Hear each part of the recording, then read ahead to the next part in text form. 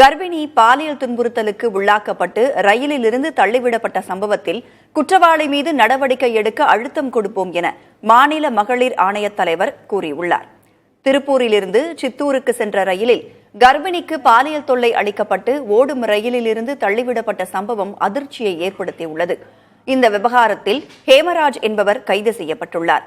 இந்த நிலையில் வேலூர் அரசு மருத்துவக் கல்லூரி மருத்துவமனையில் சிகிச்சை பெற்று வரும் பாதிக்கப்பட்ட பெண்ணை மாநில மகளிர் ஆணைய தலைவர் AS குமாரி நேரில் சந்தித்து நடந்தவை குறித்து கேட்டறிந்தார். பின்னர் பேட்டியளித்த அவர், பாதிக்கப்பட்ட பெண்ணுக்கு நல்ல முறையில் சிகிச்சை அளிக்கப்பட்டுள்ளதாகவும் கருவில் இருக்கும் குழந்தை பாதுகாப்பாக இருப்பதாகவும் தெரிவித்தார்.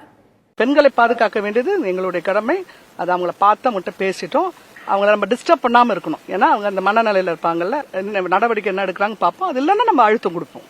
இல்ல தேவைப்படாது. நல்ல சிகிச்சை கரெக்டா நான் எல்லா டாக்டர்ஸ் கிட்டயும் பேசினேன்.